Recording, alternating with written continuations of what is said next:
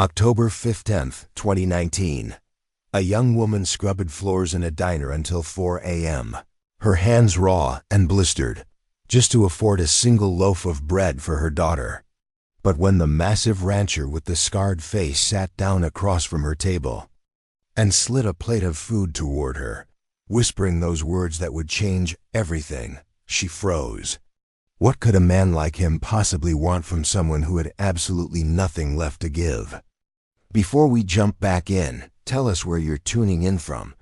And if this story touches you, make sure you're subscribed because tomorrow I've saved something extra special for you.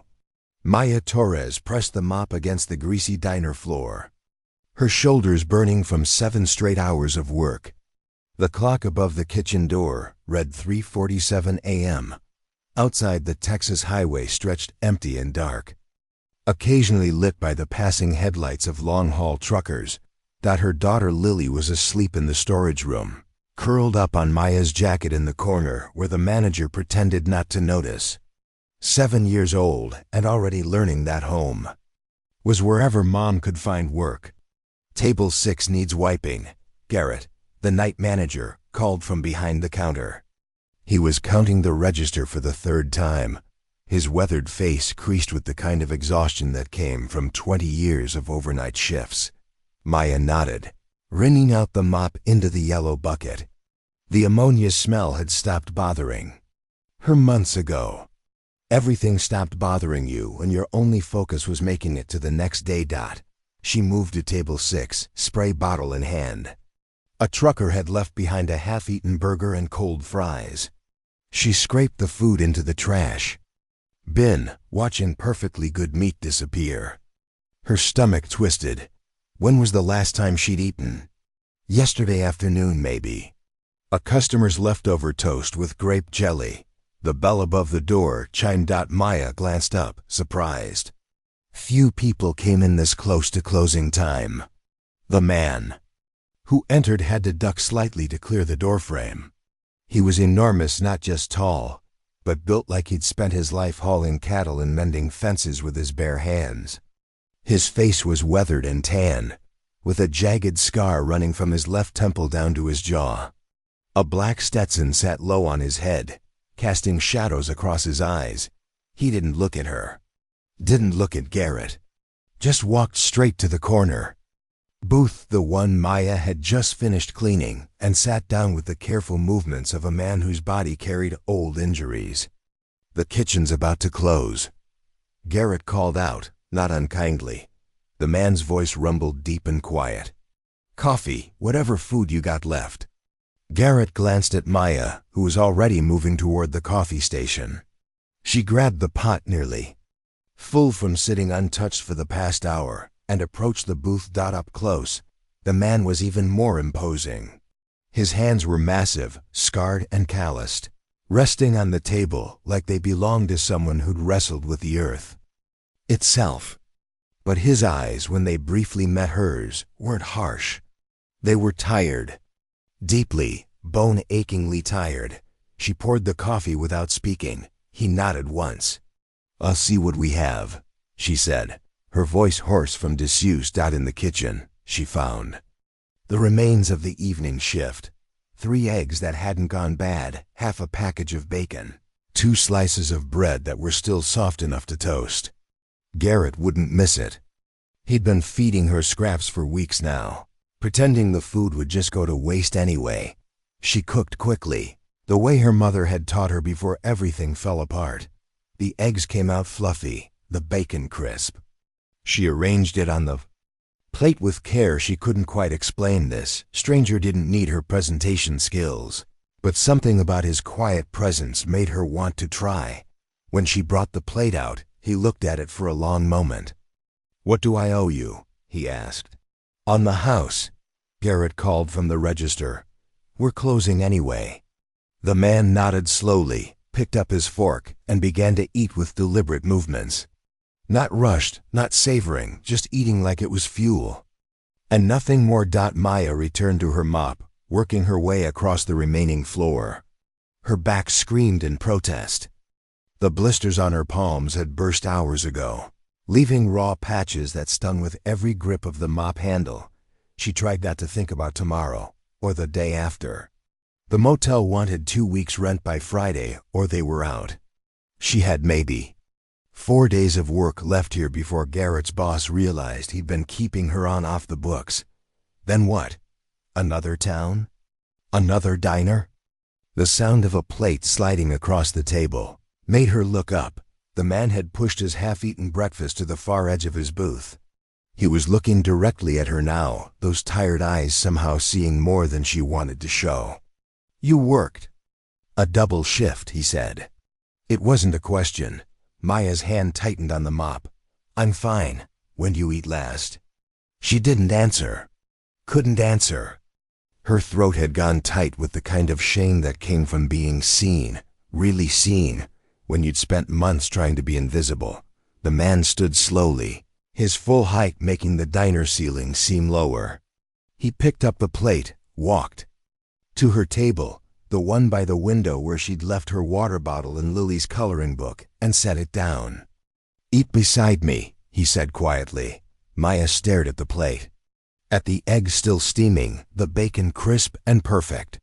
Her stomach cramped with want so fierce it was almost painful. "I can't, you can." He sat down at the table, his large frame somehow fitting into the small booth. "And you will." There was no command in his voice, no pity either. Just a simple statement of fact, delivered by a man who looked like he'd learned long ago that some things weren't up for debate. Maya's legs moved before her mind could catch up. She sat across from him, her hands shaking as she picked up the fork. The first bite of egg tasted like salvation, the second like guilt. By the third, tears were streaming down her face and she couldn't stop them. The man didn't speak. Didn't look away. Just sat there, his coffee cup between his hands, bearing witness to her breaking in the fluorescent lights of a highway diner at 4 in the morning. When she'd finished, when her plate was empty and her tears had slowed to silent tracks down her cheeks, he finally spoke. "You got people?" Maya shook her head. "Just my daughter." "Work lined up after this?" Another head shake. The man was quiet for a long moment, his scarred fingers tracing the rim of his coffee cup. Outside, the sky was beginning to lighten, that deep purple that came before dawn. "I got a ranch," he said finally. 40 miles north of here. Been running it solo since my brother passed. Could use help with the house. Cooking, cleaning, books if you know numbers." He paused. "There's a cabin out back. 2 rooms. Needs some fixing up, but it's solid." Maya's breath caught. I can't. Pays fair.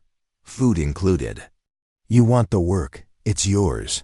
She searched his face for the catch, for the hook she'd learned to spot in men's eyes.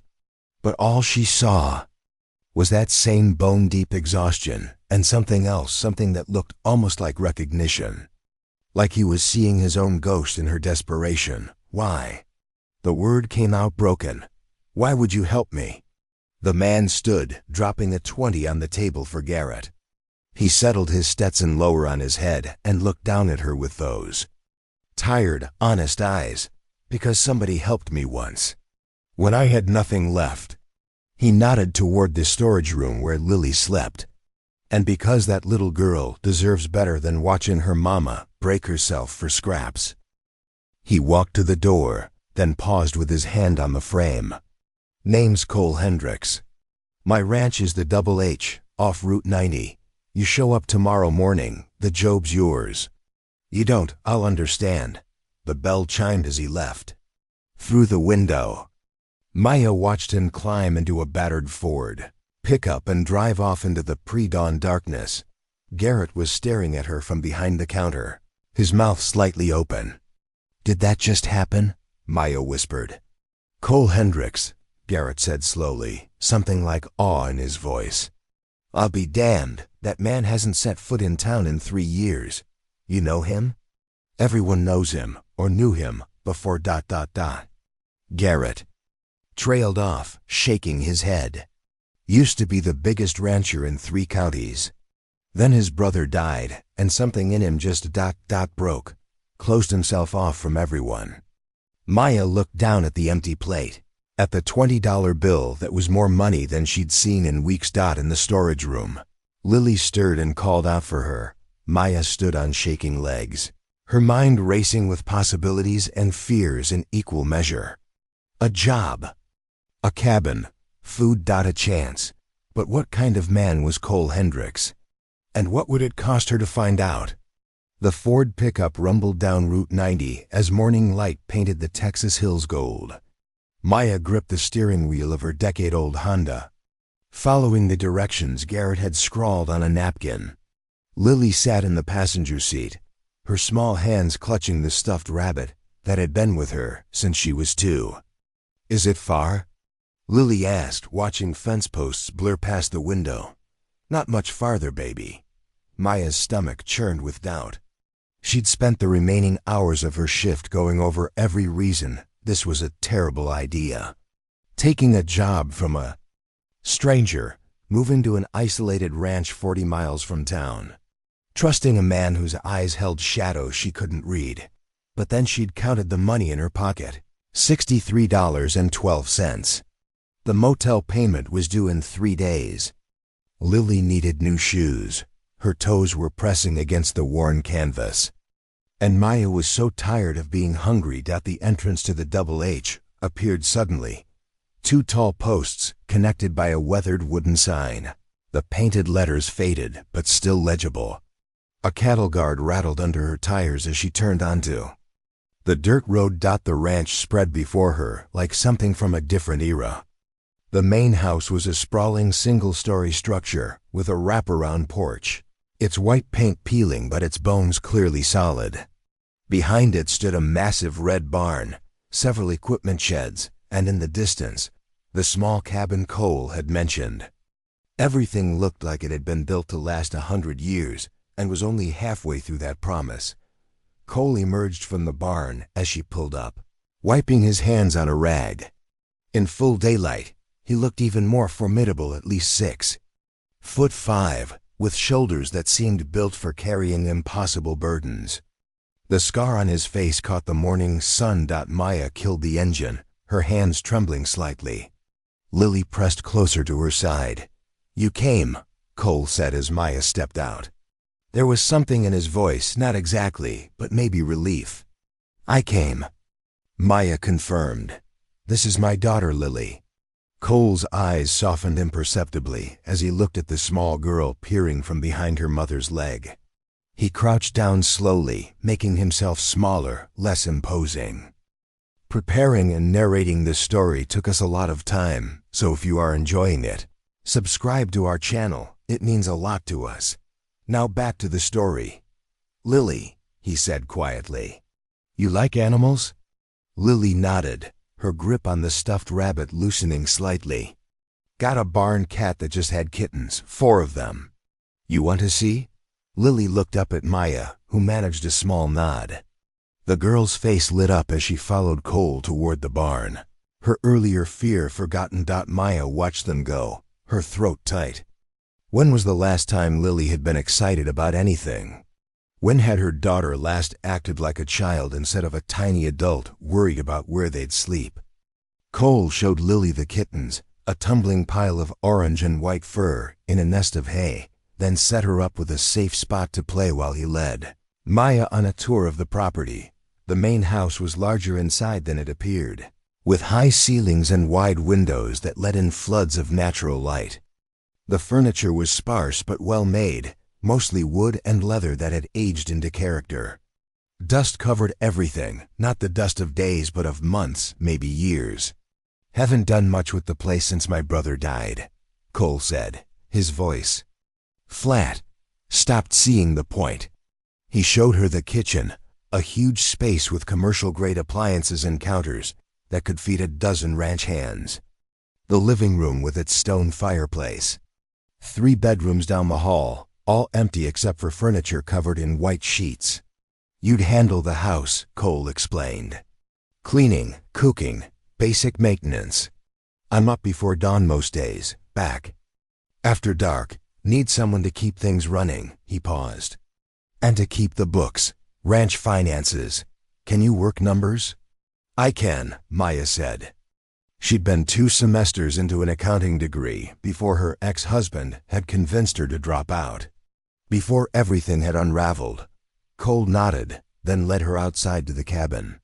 It was smaller than the main house, but charming in its simplicity, too. Bedrooms, a bathroom, a combined kitchen and living space. The porch faced east, catching the morning sun. Needs work, Cole admitted. Roof's got a leak in the back bedroom. Plumbing's temperament, but it's structurally sound. Maya stepped inside, her footsteps echoing on the hardwood floors. Sunlight streamed through windows that needed cleaning. The walls needed paint. The kitchen cabinets hung slightly crooked, but it was a home, a real home. I'll fix the roof this week, Cole continued. Get the plumber out for the bathroom. You need furniture. There's plenty in storage. Take whatever you want from the main house, too. Maya turned to face him, this massive man who was offering her more than she'd dared hope for in years. What's the pay? $800 a week. Plus the cabin, plus food from the ranch. I run cattle, keep chickens, got a vegetable garden that's mostly gone wild. You use what you need. $800 a week. Maya's knees nearly buckled. That was more than she'd made in a month at the diner. And what do you want in return? The question came out harder than she intended, edged with all the suspicion she'd learned to carry. Cole met her eyes steadily. I want someone who'll show up, who'll do the work, who won't steal from me or bring chaos into my life, he paused. And I want you to understand that this is just a job. I'm not looking for anything else. Not company, not conversation unless. It's about work. I keep to myself. You keep to yourself. We're clear on that. The bluntness should have stung, but instead, Maya felt something loosen in her chest. No hidden expectations. No debt beyond the work itself. We're clear, she said. Then, the job's yours. Start Monday. That gives you the weekend to move in, get settled. They walked back to the barn where Lily was giggling as a kitten climbed up her shirt. Maya watched her daughter's face, truly happy for the first time in months, and felt tears prick her eyes. Thank you, she whispered. Cole looked uncomfortable with her gratitude. Don't thank me yet. Work's hard. I'm not easy to work for. And this place, he gazed across his land, something dark crossing his face. It's got ghosts. Just so you know what you're walking into. We've all got ghosts, Maya replied quietly. Something shifted in Cole's expression, a crack in the armor he wore. For just a moment, she saw past the scarred face and imposing size to the man underneath. Someone who'd lost something he couldn't get back.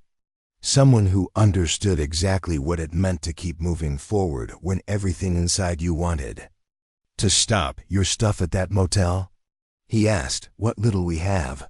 I'll follow you back, help you load up. No sense paying for another night when you got a place here. 2 hours later, Maya's entire life fit into 4 garbage bags and 2 cardboard boxes loaded into her trunk. She followed Cole's pickup back to the ranch, Lily asleep in the passenger seat, exhausted from playing with the kitten's Dot as the Double H came back into view. The afternoon sun turning everything amber and gold. Maya felt something she hadn't felt in years at hope. Dangerous, fragile hope that maybe, just maybe, this was the beginning of something better. But as she pulled up to the cabin and saw Cole, unloading her boxes with mechanical efficiency, his face carefully blank, she wondered what price that hope would carry. What secrets lay buried in this ranch's soil? What had broken Cole Hendricks so completely that he'd withdrawn from the world? And more importantly, what would it take to survive in the shadow of a man who'd built walls so high, even he couldn't see over them?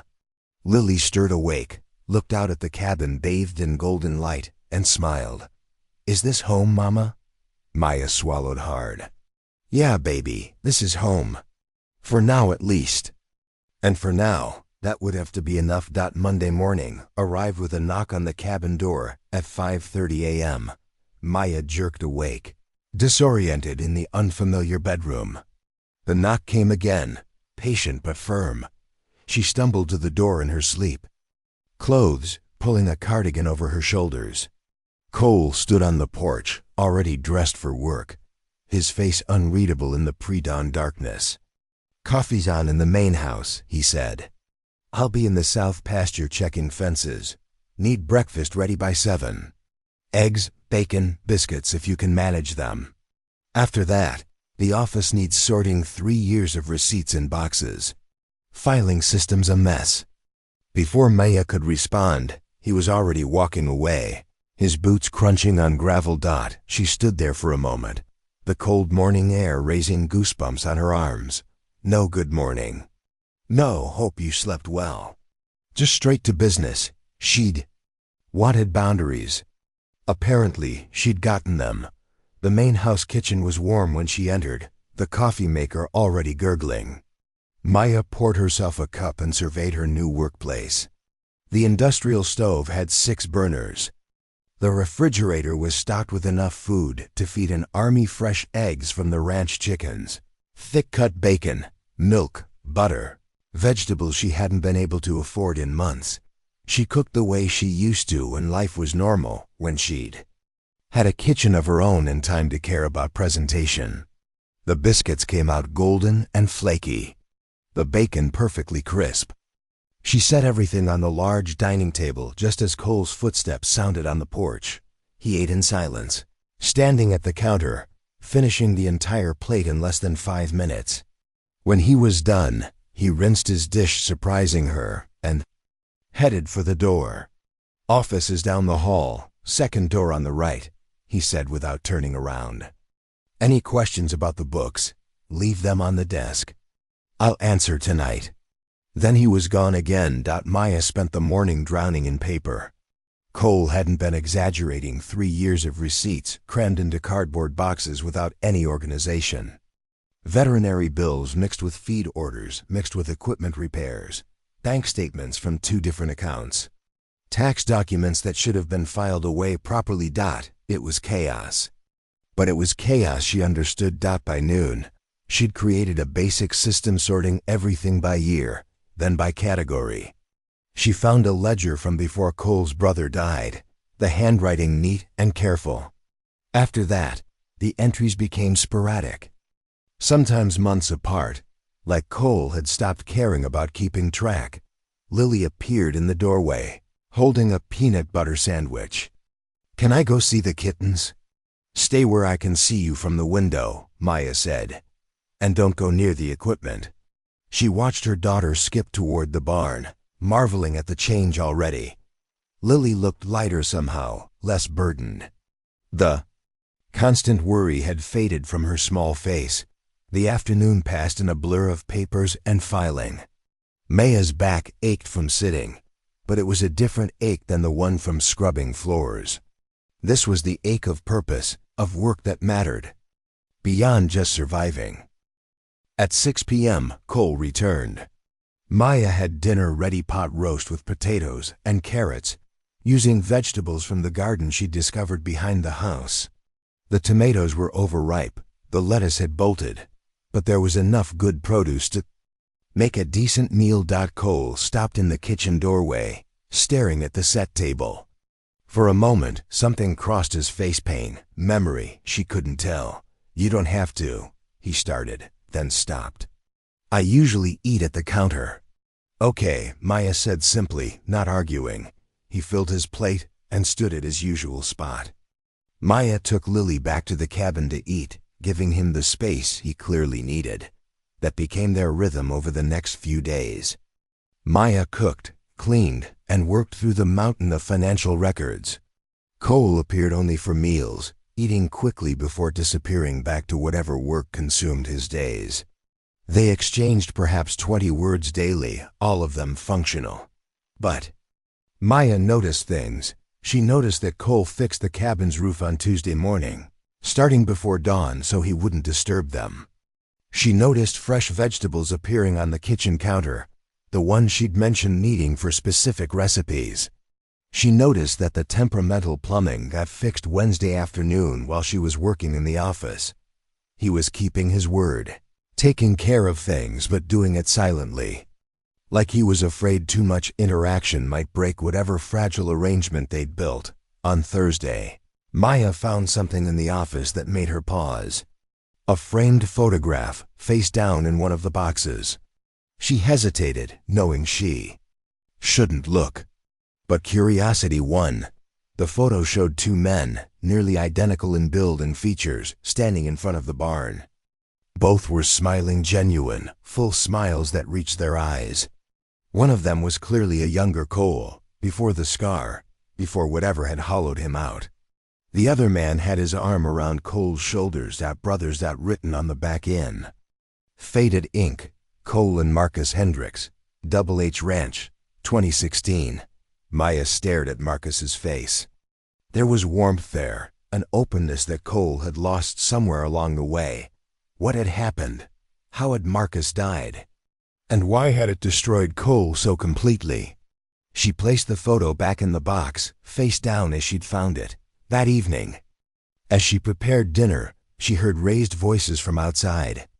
Maya moved to the window and saw Cole talking to a man she didn't recognize, shorter, stocky, wearing a sheriff's badge.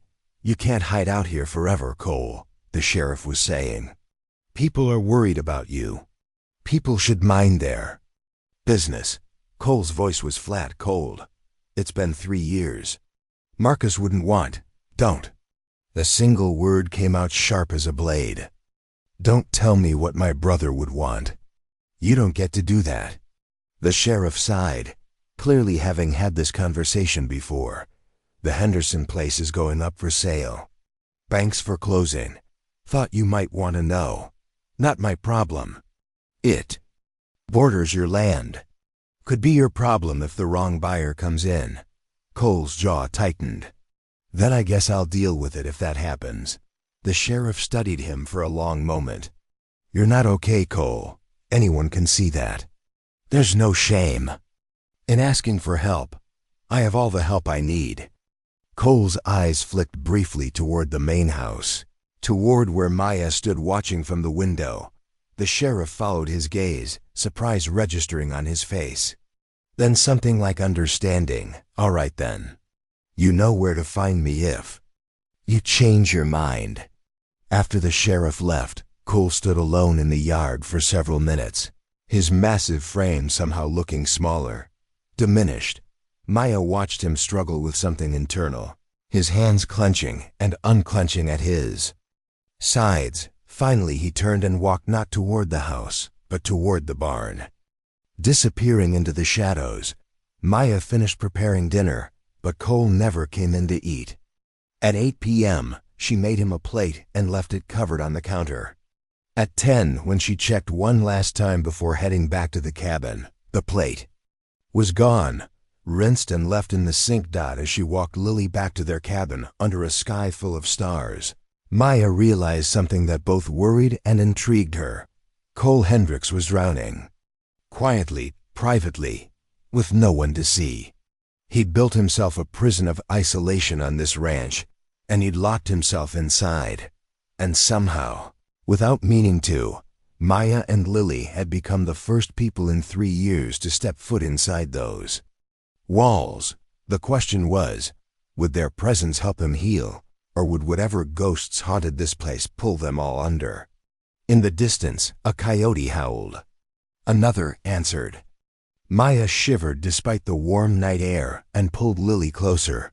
Some instinct told her that the real challenges were only beginning, that the job she'd accepted was far more complicated than cleaning and cooking and filing receipts. She just didn't know how complicated it was. Not yet. The second week brought rain. Not the gentle Texas drizzle, but sheets of water that turned the ranch roads to mud and drummed against the cabin roof like bullets.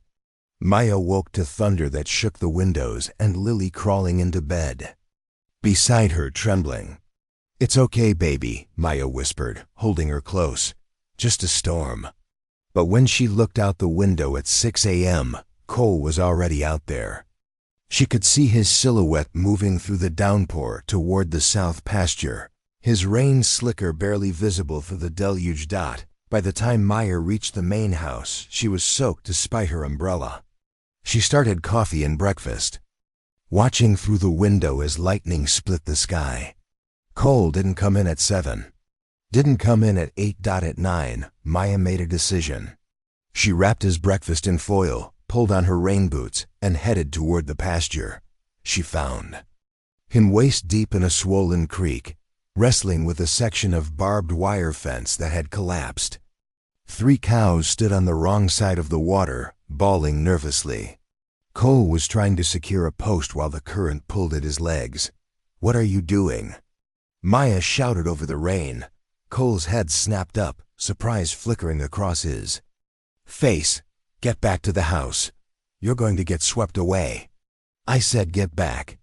He yanked at the post, his boots slipping in the mud. "This fence goes. I lose 20 head of cattle." Maya watched him struggle for another moment, then did something that probably qualified as insane. She waded into the creek. The cold water stole her breath. The current was stronger than it looked, pulling at her legs with hungry fingers. She reached Cole just as he hauled the post upright. "Hold this," he growled, not wasting time arguing. "Don't let go." She gripped the post while Cole secured the wire, his hands working with brutal efficiency despite the rain and wind. Twice the current nearly knocked Maya off her feet. Twice Cole's hand shot out to steady her, his grip iron-strong. When the fence was finally secure, they struggled back to shore together. Cole pulled her up the bank, then stood there breathing hard, rain streaming down his scarred face. "That was stupid," he said. "You're welcome." Something that might have been a laugh escaped him. Or maybe just exhaustion. "Come on. You're hypothermic." Back at the main house, Cole grabbed towels from the bathroom while Maya stood dripping on the kitchen floor. Her teeth were chattering so hard she could barely speak. "Strip out of those wet clothes," Cole ordered, tossing her a towel.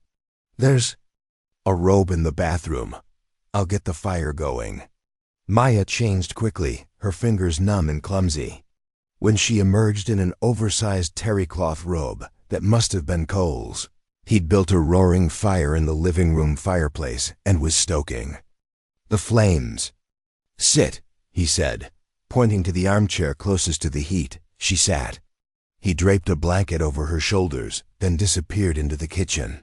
She heard the clatter of pots, water running, the hiss of the stove lighting. He returned with 2 mugs of something that smelled like whiskey and honey. "Drink." The liquid burned going down, but warmth spread through her chest. Cole sat in the chair opposite her, still in his wet clothes, steam rising often in the firelight. They sat in silence for several minutes, the storm raging outside, the fire crackling between them. "You shouldn't have come out there," Cole said. "Finally, you shouldn't have been out there alone." "I've been alone for 3 years. I manage." "Do you?" The words escaped before Maya could stop them. "Because from where I'm sitting, you look like a man who's one accident away from nobody finding you for days." Cole's jaw tightened. "That's not your concern. Maybe not. But I'm here now. You hired me to help run this place, and I can't do that if you kill yourself trying to do everything solo. I didn't hire you to work the ranch.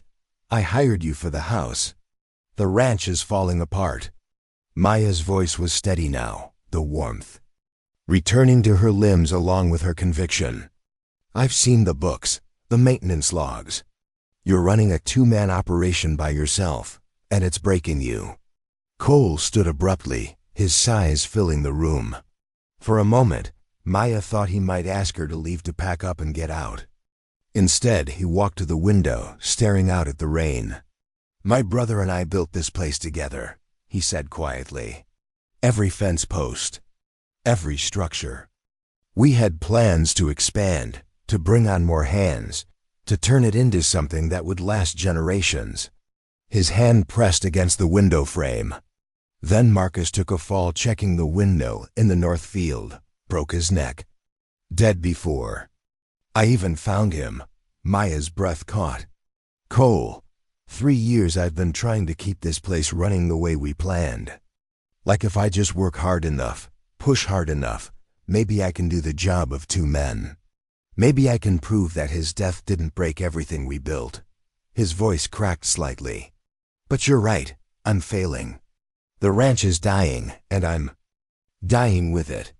The admission hung in the air between them, raw and painful. Maya stood slowly, crossing to where Cole stood. Even with her so close, he didn't look at her, just kept his eyes fixed on the storm. What if you stopped trying to? Do it alone? She asked softly. I told you, I can't afford more hands. What if you let me help? Really help, not just with the house, but with the ranch work. I grew up on a farm in Oklahoma before my parents lost it. I know cattle, I know horses, I know manual labor. Let me take some of the load. Cole finally turned to look at her, disbelief written across his face. You've got Lily to look after. You've already got a full-time job. Lily can help too. She's 7, not 3. Kids used to grow up on ranches doing chores. It's good for her. Better than sitting in that cabin watching TV. Maya held his gaze. We're here anyway. We might as well be useful. Why would you do that? It's not what I'm paying you for. Because, Maya paused, searching for the truth beneath her words. Because this place saved us. You saved us. And maybe we can return the favor. Cole studied her for a long moment, something shifting behind his eyes. The walls he'd built so carefully were cracking, and he seemed both terrified and relieved by it. I don't know how to do this, he admitted. How to have people here, how to let anyone in. Then we'll figure it out together. No expectations beyond the work, just less alone. Outside, the storm began to ease. The rain softened from a roar to a steady patter. Light broke through the clouds, painting everything silver. Cole nodded slowly. Okay, we try it. But if it doesn't work, then we reassess. No hard feelings. He extended his hand. Maya took it, his calloused palm warm against hers. For the first time since they'd met, something like a smile ghosted across his scarred face. You're insane, you know that? He said. I waded into a flooded creek to help a giant stranger fix a fence in a thunderstorm. I'm aware. This time Cole definitely laughed short and rusty, like something that hadn't been used in years. But it was real. As Maya walked back to the cabin to check on Lily, the sun broke fully through the clouds, turning the wet ranch into a landscape of diamonds. Everything sparkled with possibility. She didn't know if this arrangement would work. Didn't know if Cole could truly let someone help him carry his grief. Didn't know if she was strong enough to stand beside a man who'd been broken so thoroughly. But standing in that moment, with warmth finally returning to her bones and the storm clearing overhead, Maya felt something dangerous blooming in her. Chest. Not just hope this time. Purpose. The sense that maybe, just maybe, saving the Double H Ranch meant saving all of them. Cole from his isolation, Lily from instability, and herself from the belief that she'd never be more than a woman running from her failures. Tomorrow, the real work would begin. Tomorrow they'd find out if 3 broken people could somehow build something whole. But today, for the first time since arriving at the ranch, Maya allowed herself to believe they might actually succeed. The morning after the storm, Maya woke to find a pair of worn work boots outside her cabin door. Men's size 13, far too large for her, but stuffed with newspaper to make them fit. A note was tucked inside the right boot in Cole's angular handwriting. If you're serious about ranch work, you'll need these. South Barn, 6 a.m., Maya smiled. Despite herself, no sentimentality, no flowery language. Just practical problem-solving from a man who'd spent 3 years forgetting how to interact with other humans. She was at the South Barn at 5:55 a.m., Lily trailing behind her in overalls. Maya had found in a thrift store box in the main house attic. Cole was already there, organizing tools with methodical precision. "Morning," he said, then looked at Lily. "You know how to feed chickens?" Lily's eyes went wide. "No, sir." Something softened in Cole's expression at the "sir." "Come on then." First lesson. Maya watched as this massive, scarred man led her small daughter to the chicken coop, his voice low and patient as he explained how to scatter feed, how to check for eggs, how to move slowly so as not to spook the hens. Lily listened with complete concentration, nodding seriously at each instruction. It was the most words Maya had heard Cole speak at one time. When Lily was settled with her task, Cole turned to Maya. "You said you knew cattle. Let's see if that's true." He led her to the north pasture where 15 head of cattle grazed. One cow stood apart from the others, favoring her left front leg. "What do you see?" Cole asked. Maya studied the animal. "She's limping. Could be a stone in her hoof. Could be an abscess. Need to check her." Cole nodded, something like approval in his eyes. "How do we get her separated from the herd?" "Slowly. Use the natural terrain to funnel her toward that corner there, then block her exit routes. No loud noises, just patience and positioning." "Show me." It took 20 minutes, but Maya managed to guide the cow into the corner. Cole moved in with practiced ease, securing her head while Maya examined the hoof. Sure enough, a sharp stone was wedged deep in the soft tissue. "Hand me those pliers," Maya said. She worked carefully, extracting the stone and cleaning the wound. The cow bellowed once, but settled as Maya murmured to her in Spanish, the language her father had used with animals on their Oklahoma farm. When they released the cow, she trotted back to the herd without limping. Cole was staring at Maya with an unreadable expression. "Where'd you learn that?" "My father raised cattle before the bank took the farm. I was 12 when we lost it." Maya wiped her hands on her jeans. "Learned early that animals respond to calm and confidence. They can smell fear and hesitation." "Like people," Cole said quietly. "Like people." They worked in comfortable silence. For the next hour, checking fences the storm had damaged, clearing debris from water troughs, examining the other cattle for injuries.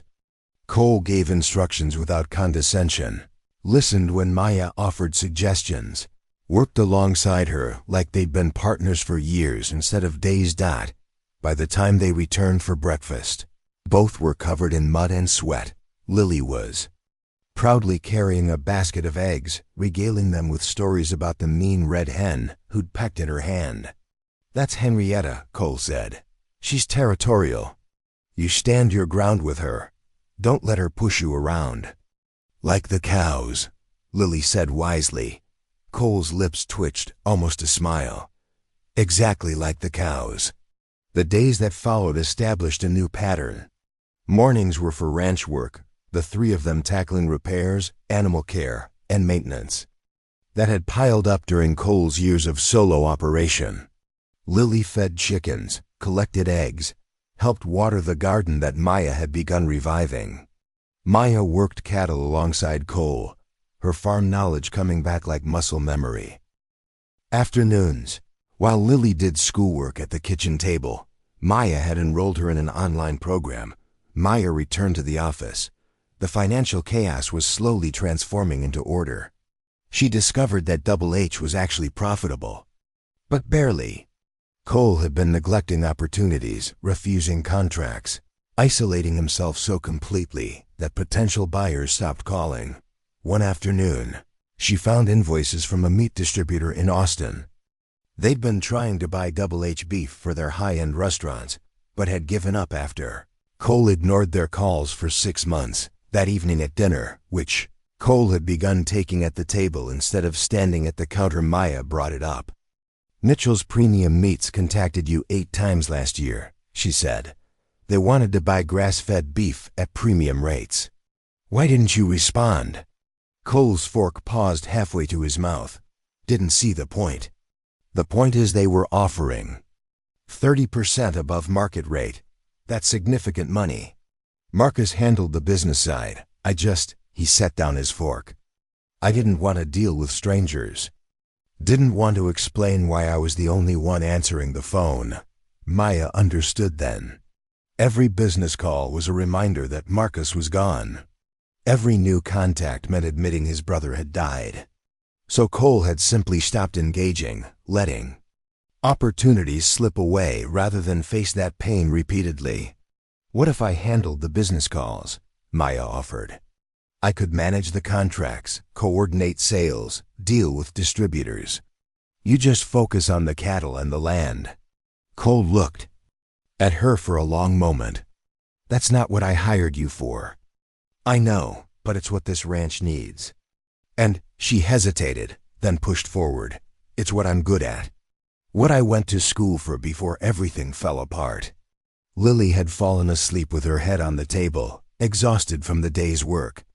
Cole's eyes moved to the child, then back to Maya. You keep taking on more, he said quietly. At some point, you're going to burn out. Or maybe I'm finally doing work that matters. Work that builds something instead of just surviving day to day. Maya met his gaze steadily. Let me do this. Let me help you turn this place into what you and Marcus envisioned. Something shifted in Cole's expression, vulnerability, mixed with gratitude, mixed with fear. Like he was terrified to hope but couldn't quite stop himself. Okay, he said finally. But we adjust your pay. If you're taking on business management, that's a different job. Cole, $1,000 a week, non-negotiable. His voice was firm. And we draw up a proper contract. If you're going to be a partner in running this operation, we do it right. Partner. The word hung between them, weighted with meaning neither was quite ready to examine. Deal, Maya said. Over the next 2 weeks, Maya made calls Cole had been avoiding for years. She reconnected with Mitchell's premium meats, negotiated a contract that would bring in steady revenue. She reached out to a feed supplier who'd given up on the Double H, renegotiated terms that saved them 15%. She organized the tax documents and discovered they were due for a significant refund. Cole had never claimed. The ranch began to breathe again. Not just survive, but thrive. And something else was breathing too, something more fragile and dangerous. Maya caught herself watching Cole as he worked, noting the careful way he moved despite his size, the gentleness in his hands when he doctored an injured calf. She noticed how he'd started talking more, his voice losing that flat, dead quality. How sometimes he'd tell stories about Marcus while they worked, small memories that made him smile before the sadness returned. She noticed how he looked at her too. Quick glances he thought she didn't catch. The way he made sure she had water during hot days. How he'd positioned himself between her and a spooked horse without thinking. Pure protective instinct. They were becoming something more than employer and employee. More than two isolated people sharing space. They were becoming a team. Maybe even something like friends. But Maya had learned the hard way that hope was dangerous. That letting yourself believe in good things was a setup for devastation. Her ex-husband had taught her that lesson thoroughly. So she kept her growing feelings locked away, focusing on the work, on Lily's happiness, on the satisfaction of watching the Double H transform from a dying ranch into a viable operation. She told herself the warmth in her chest when Cole smiled was just gratitude. She told herself the way her pulse quickened when their hands accidentally touched meant nothing. She told herself she wasn't falling for the giant, scarred rancher who'd saved her with a plate of food and an impossible offer. But late at night, alone in the cabin with Lily sleeping soundly in the next room, Maya couldn't lie to herself anymore. She was falling. Fast and hard and terrifyingly real. The question was, what would she do about it? And more importantly, was Cole falling too? Or was she reading kindness as something more? Outside, the Texas stars blazed overhead, offering no answers. Only the endless sky and the sound of cattle settling for the night and the knowledge that everything was about to get much more complicated. The phone call came on a Tuesday afternoon, while Maya was reconciling feed invoices in the office. An unfamiliar number with a local area code. Double H Ranch, Maya answered professionally. Is this Cole Hendricks? A woman's voice, smooth and cultured. This is Maya Torres, business manager for Double H. How can I help you? A pause. Business manager? Since when does Cole have a business manager? Maya's instincts prickled. May I ask who's calling? Victoria Brennan. I was a friend of Cole's and Marcus's. Another pause, heavier this time. Is Cole available? He's working. The North Pasture. Can I take a message? Tell him Victoria called. Tell him I'm in town for the week and I'd like to see him. He has my number. The line went dead before Maya could respond. She stared at the phone, an uncomfortable feeling settling in her stomach. Something about that woman's voice, the familiarity, the presumption, the way she'd said, I was a friend, set off warning bells. When Cole came in for dinner that evening, Maya mentioned the call casually while serving pot roast. Someone named Victoria Brennan called. Said she wants to see you. Cole's fork clattered against his plate. His entire body went rigid, the color draining from his face. What did you tell her? His voice was tight, barely controlled. That you. We're working. She said she'd be in town for the week. Maya studied his reaction. Should I have said something else? Cole stood abruptly, his chair scraping against the floor. If she calls again, tell her I'm not available. Tell her. He stopped, running a hand through his hair. Just tell her no. He walked out, leaving his dinner untouched.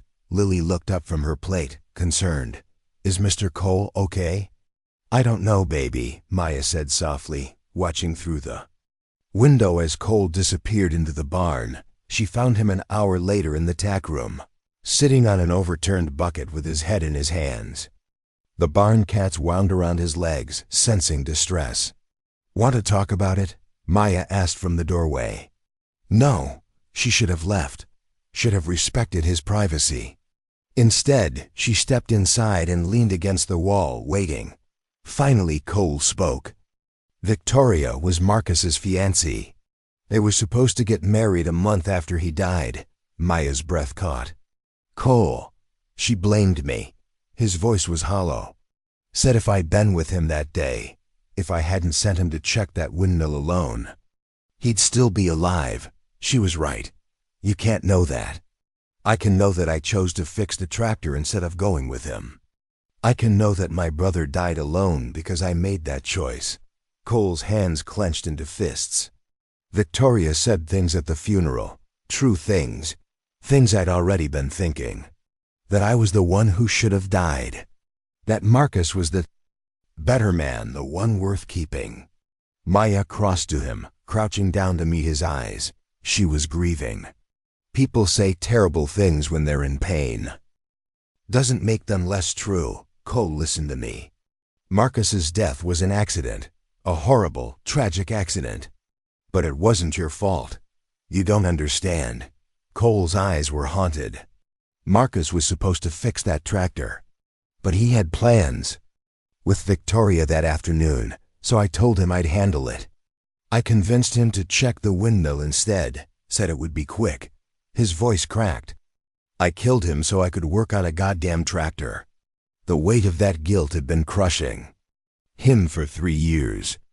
Maya could see it now, how it had hollowed him out, turned him into a ghost haunting his own ranch. Is that why you've been alone all this time? She asked gently.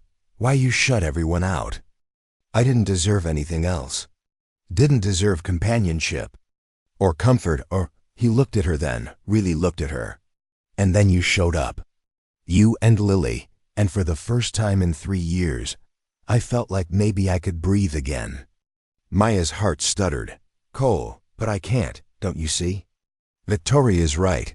I should be alone. I don't get to move on when Marcus is dead because of me. Before Maya could respond, footsteps sounded outside the barn. They both turned to see. A woman standing in the doorway, tall, elegant, with perfectly styled blonde hair and designer clothes that looked absurdly out of place on a working ranch. Victoria Brennan. "I thought I'd find you here," she said, her eyes moving between Cole and Maya with sharp assessment. "When you didn't return my call, I decided to drive out. I see you've been busy." Cole stood, his entire demeanor shifting to cold formality. "You shouldn't have come. We need to talk, Cole. It's been 3 years. Don't you think it's time?" "Time for what? More accusations? More reminders that I killed your fiancé?" Victoria flinched. "That's not. I was grieving. I said things I didn't mean." "You meant every word." Cole's voice was flat. "And you were right to say them." "I wasn't right. I was cruel." Victoria took a step forward, her expression softening in a way that looked practiced. "I've spent 3 years thinking about that day, about what I said to you, and I need you to know that I forgive you." The words hung in the air, and Maya felt her stomach turn. There was something performative about Victoria's delivery, something that felt more like manipulation than genuine reconciliation. "I don't want your forgiveness," Cole said, "but you need it. Don't you see? We both loved Marcus. We're the only ones who understand what we lost." Victoria's eyes grew bright with tears. "I know you've been suffering. I know you've isolated yourself out here, punishing yourself for something that wasn't your fault. But I'm here now. We can help each other heal." Maya watched this performance with growing unease.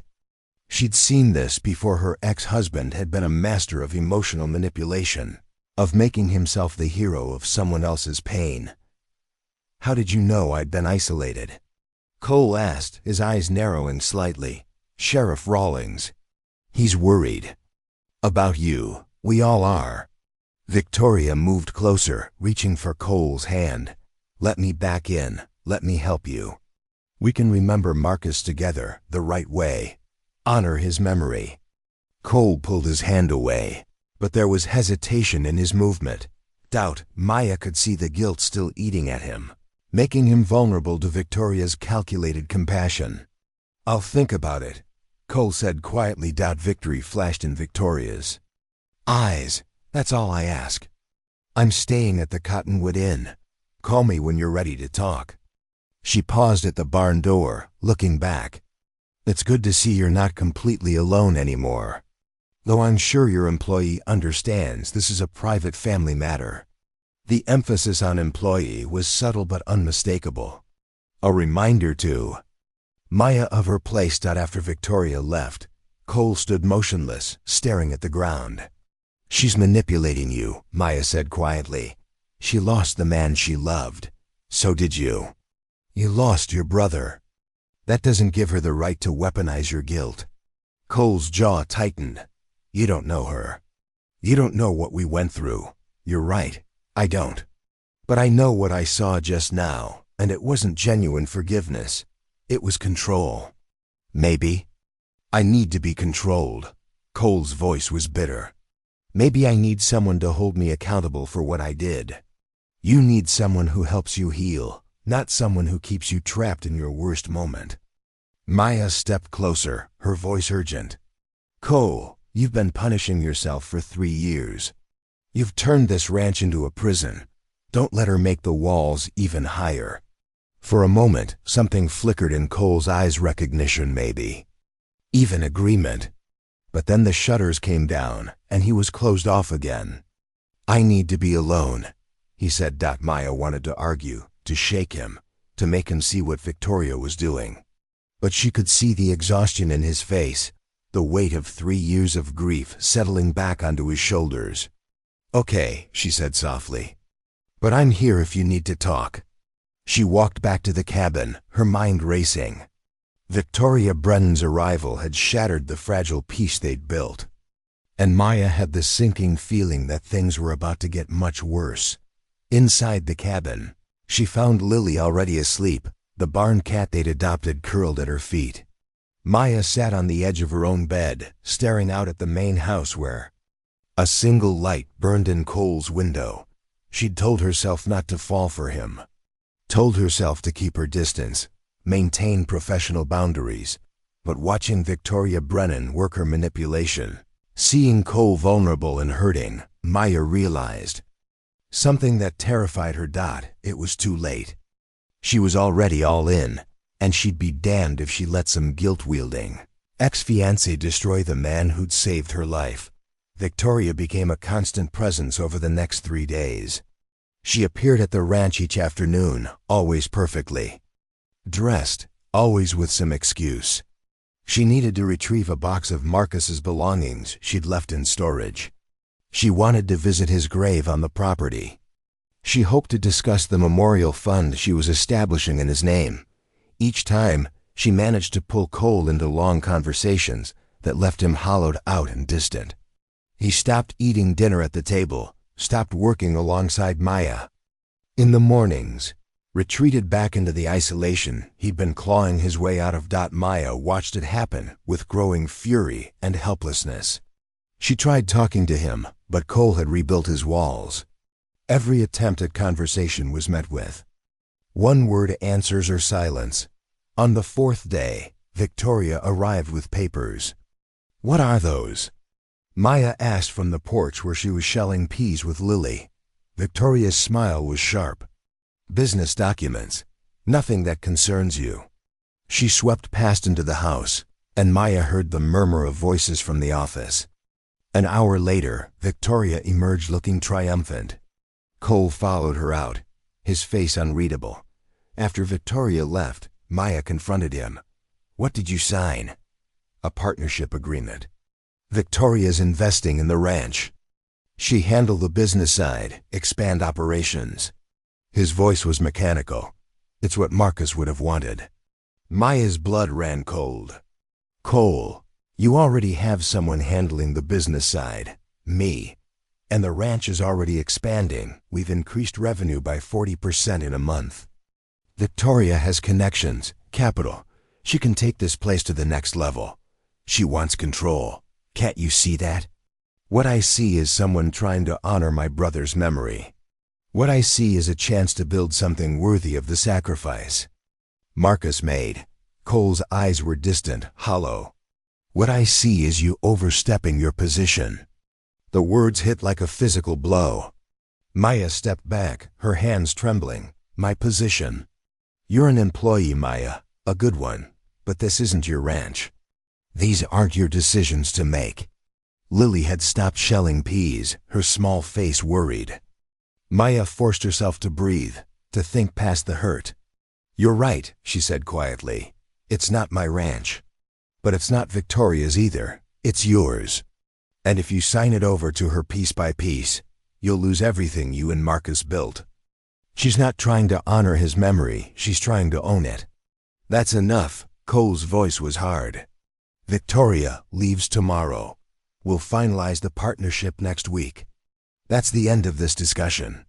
He walked away, leaving Maya standing on the porch with tears burning in her eyes. That night, Maya couldn't sleep. She lay in bed staring at the ceiling, replaying everything. The way Victoria maneuvered, the calculated tears, the constant reminders of Marcus. The way she'd isolated Cole from everyone who might challenge her narrative. And suddenly, Maya understood. Victoria didn't want Cole, she wanted the ranch. Marcus had been the heir to the Double H, and when he died, Victoria lost her claim to it. Now she was using Cole's guilt to get what she'd lost. Maya needed proof. Something concrete that would break through Cole's guilt-induced fog. She waited until 2 a.m., then slipped into the main house. The office was dark and quiet. She turned on the desk lamp and began searching through the partnership documents Victoria had left for Cole to review. What she found made her stomach turn. The agreement gave Victoria controlling interest in the Double H. Cole would retain ownership in name only. Every major decision would require Victoria's approval. And buried in the fine print was a clause that would allow Victoria to buy out Cole's remaining share if he failed to meet certain operational benchmarks. Benchmarks that were deliberately impossible to achieve. It was a trap. Give it 2 years, and Cole would lose his ranch entirely. Maya photographed every page with her phone, her hands shaking with rage. Then she kept digging through the files. In a folder marked Henderson Property, she found the connection she needed. The neighboring ranch the sheriff had mentioned, the one going into foreclosure. Victoria's name was on the deed as the purchasing agent. She was buying up surrounding land, building an empire, and the double H was the crown jewel she needed to complete it. Maya heard footsteps on the porch. She quickly turned off the lamp and moved to the window. Victoria stood in the yard, talking on her phone. At 2 a.m., just a few more days. He's completely under control now. Once he signs tomorrow, we can start phase 2. A pause. The woman? She's nobody. Just some charity case he took pity on. She'd be gone within the month. Victoria laughed. Cold and calculating. By this time next year, the double H will be mine, and Cole Hendricks will be exactly where Marcus should have left him, broken and alone. Maya's hands clenched into fists. She'd heard enough. The next morning, Victoria arrived at 9 a.m. sharp, dressed in a cream suit, carrying the finalized partnership agreement. Cole was waiting in the office, pen in hand. "Before you sign that," Maya said from the doorway, "there's something you need to see."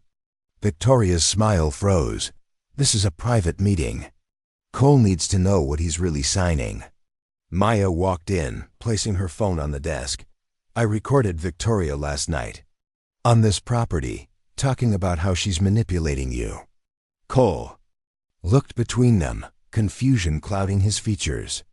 "Maya, what are you? Just listen, please." She pressed play. Victoria's voice filled the room. "He's completely under control now. She's nobody. By this time next year, the double H will be mine, and Cole Hendricks will be exactly where Marcus should have left him, broken and alone." The color drained from Cole's face. He looked at Victoria, who'd gone pale beneath her makeup. "That's taken out of context," Victoria said quickly. "I was talking to my business partner about stealing my ranch." Cole's voice was quiet, deadly quiet. "About using my guilt over my brother's death to manipulate me into signing away everything we built." "Cole, you don't understand." "I understand perfectly." He stood, his full height making the room feel smaller. "You need to leave, now. But the agreement is worthless. Get off my property, Victoria. If you come back, I'll call Sheriff Rawlings and press charges for fraud." Victoria's composure cracked. Her face twisted with rage. "You're making a mistake. This ranch is dying. Marcus would be ashamed of what you've let it become.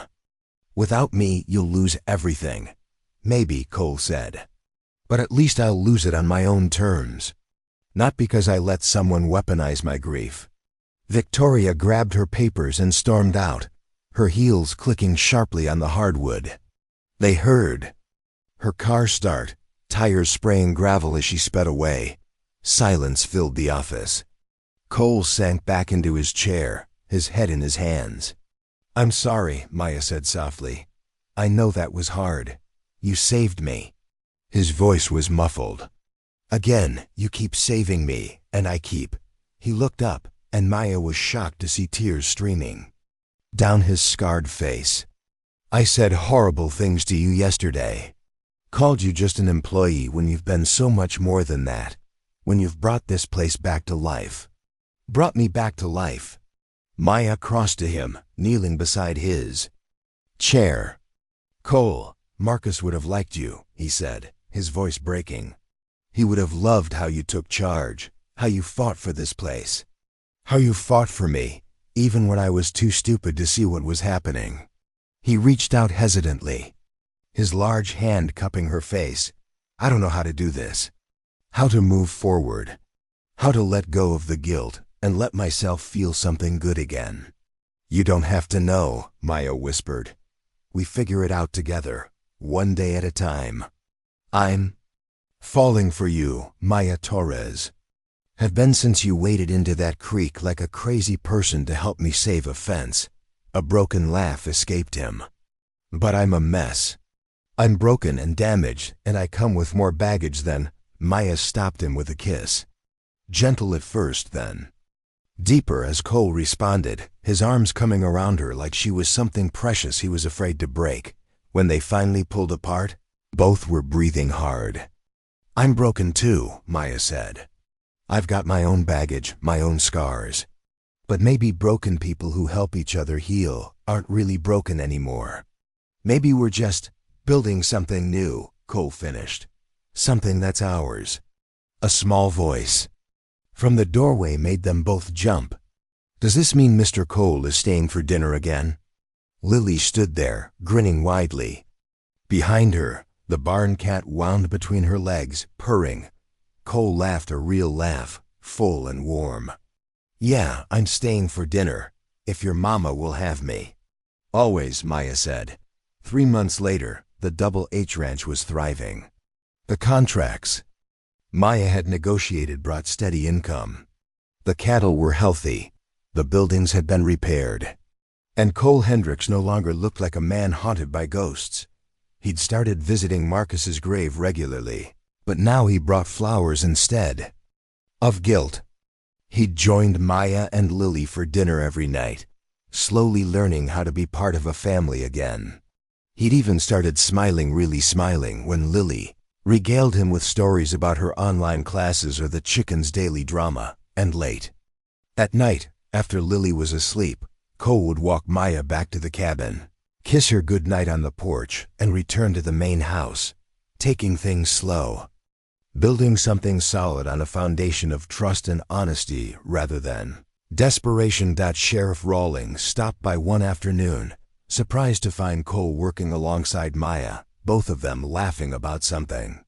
He pulled Maya aside later. Don't know what you did, he said quietly, but I haven't seen Cole like this in 3 years. You gave him his life back. Maya watched Cole lift Lily onto his shoulders so she could see into a bird's nest. He gave us ours first. That evening, as they sat on the main house porch watching the sun set over the Double H, Cole took Maya's hand. I've been thinking, he said. This partnership of ours, the business one, it's working pretty well. It is, Maya agreed. What would you think about making it official, not just business? A real partnership. You and me building this place. Together, he paused, nervous despite his size. I'm not talking about marriage, not yet. We're not there yet. But maybe we could be. Someday. Maya squeezed his hand, her heart full. Someday sounds perfect. Lily burst through the door, the barn cat in her arms. Mama, Mr. Cole. The mama cat had more kittens. Come see. As they followed her excited chatter toward the barn, Cole caught Maya's eye and smiled, that real, genuine smile she'd worked so hard to bring back. This was home, Maya realized. Not the cabin or the ranch or the land. Home was Cole's quiet strength, Lily's laughter, the work they built together. She'd come to the Double H Ranch with nothing but desperation and a daughter to feed. A giant scarred rancher had placed food before her and said, "Eat beside me." And in doing so, he'd given her everything, a purpose, a place, a future. And maybe, just maybe, a love that could heal all their broken pieces into something beautiful and whole. The end up next. You've got 2 more standout stories right on your screen. If this one hits the mark, you won't want to pass these up. Just click and check them out.